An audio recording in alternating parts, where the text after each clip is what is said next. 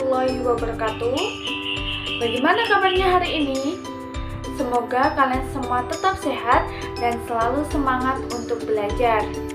Pada kesempatan kali ini, saya akan mengajak kalian untuk belajar mengenai teks iklan dengan KD 3.4 untuk kelas 8. Nah, hari ini kita akan belajar mengenai pola penyajian, struktur, dan kaidah kebahasaan teks iklan. Untuk itu, silahkan kalian mencermati penjelasan berikut ini. Pola penyajian, struktur, dan kaidah kebahasaan teks iklan. Untuk KD 3.4 menelaah pola penyajian dan kebahasaan teks iklan, slogan atau poster yang membuat bangga dan memotivasi dari berbagai sumber yang dibaca dan didengar. Indikator 3.4.1 menentukan pola penyajian dalam iklan dengan tepat. 3.4.2 menentukan struktur teks iklan dengan tepat. 3.4.3 menentukan kaidah kebahasaan teks iklan dengan tepat. Tujuan pembelajaran yakni siswa mampu menentukan pola penyajian dalam iklan dengan tepat. Yang kedua, siswa mampu menentukan struktur teks iklan dengan tepat. Dan yang ketiga, siswa mampu menentukan kaidah kebahasaan teks iklan dengan tepat. Yang pertama, kita akan membahas mengenai pola-pola penyajian dalam iklan. Pola penyajian iklan dibedakan menjadi dua, yakni yang pertama iklan cetak dan yang kedua iklan elektronik. Iklan cetak merupakan iklan yang pemasangannya berada di media cetak, contohnya seperti koran dan majalah. Iklan di media cetak memiliki beberapa macam berdasarkan keluasan ruang atau space-nya. Yang pertama ada iklan baris. Iklan baris merupakan iklan yang pemasangannya berupa baris-baris teks yang disajikan dengan terbatas. Biasanya di dalam iklan baris, kata-kata yang disajikan telah disingkat-singkat. Berikut contoh dari iklan baris. Selanjutnya ada iklan kolom. Iklan kolom merupakan iklan yang pemasangannya berupa kolom-kolom. Di samping menggunakan teks, iklan ini sering pula menyertakan gambar dan berbagai ilustrasi menarik lainnya. Untuk contohnya berikut ini. Selanjutnya ada iklan display. Iklan display merupakan iklan yang memiliki ukuran lebih luas dibanding iklan kolom. Iklan display merupakan iklan yang berisi kata-kata dan gambar, foto, ataupun media grafis lainnya. Berikut contoh dari iklan display.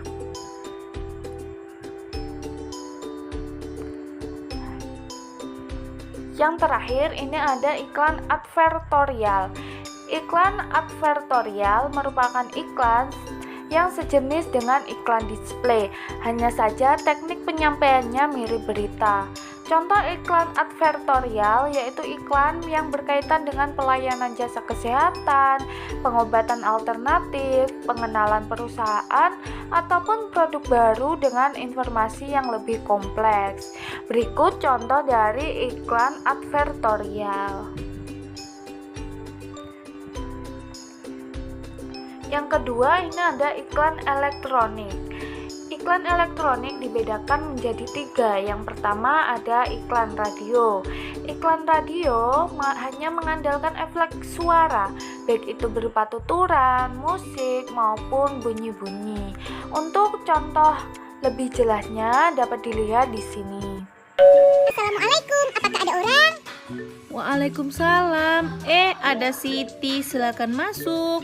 Wah, furnitur di rumah kamu bagus-bagus. Beli di mana? Nah, sekarang telah hadir di Kabupaten Dharmasraya yang menjual perabotan rumah dari jati asli Jepara.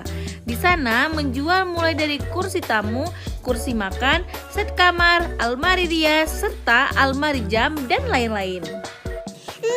Tapi kalau begitu pasti mahal kan? Ya, uangku kayaknya nggak cukup deh.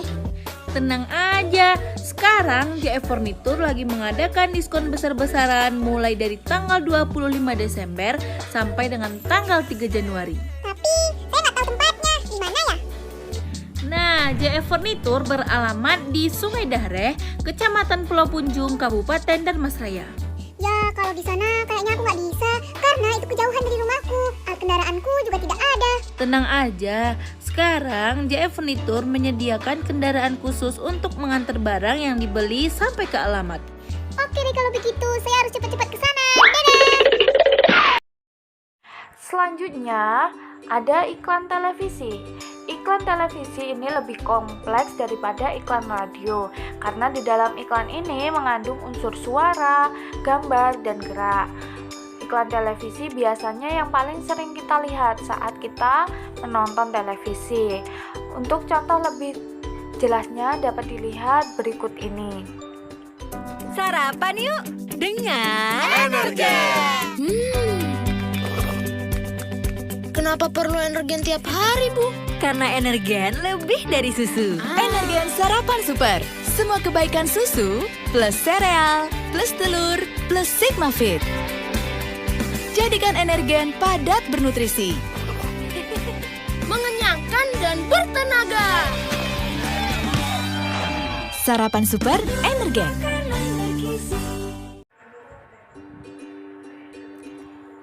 Selanjutnya ada iklan film.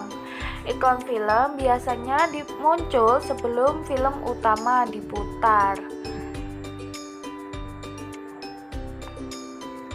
Menurut isinya, iklan diklasifikasikan dalam 3 jenis, yakni sebagai berikut.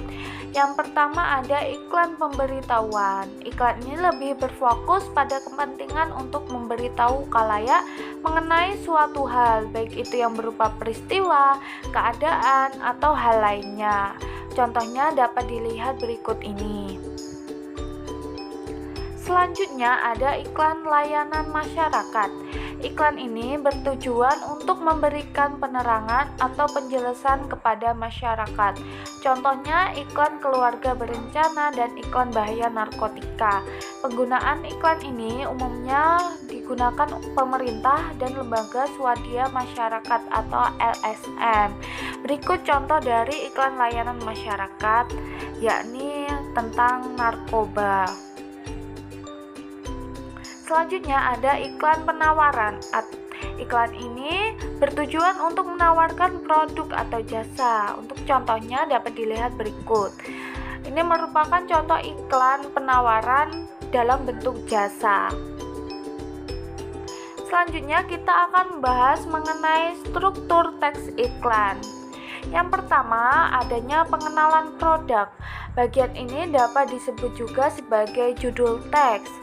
Yang kedua, adanya pernyataan persuasif, berisi pernyataan yang mendorong pembaca atau pendengar berbuat sesuatu.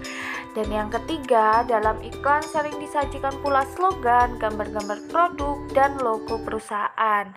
Perhatikan contoh berikut. Setelah kalian mengetahui struktur apa saja yang ada di dalam teks iklan, selanjutnya, mari kita cari struktur apa saja yang ada di dalam contoh iklan berikut ini. Yang pertama, adanya gambar produk, yakni berupa minuman teh.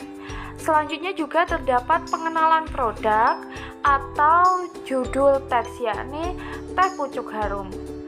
Dan juga terdapat slogan yang berbunyi rasa teh terbaik ada di pucuknya. Dan yang terakhir, kita akan bahas mengenai kaidah kebahasaan teks iklan. Pernyataan-pernyataan dalam teks iklan umumnya bersifat imperatif, yakni permintaan, ajakan, dorongan, atau larangan. Adapun kalimat imperatif itu sendiri ditandai oleh kata-kata seperti temukan. Kata lainnya adalah ikutilah, hadirilah, wujudkan, nyatakan, nikmati, dan sebagainya. Bahasa iklan seringkali menggunakan bahasa sederhana, mudah diingat, dan mudah pula dipahami. Kalimat yang panjang dan berbelit-belit selalu dihindari. Bahkan iklan baris dituntut untuk lebih efisien dalam penggunaan kata-kata dan huruf-hurufnya. Iklan baris mengutamakan keefisienan kata. Di dalam iklan baris sering dijumpai penyingkatan kata. Berikut beberapa singkatan yang sering digunakan dalam iklan baris beserta kepanjangannya.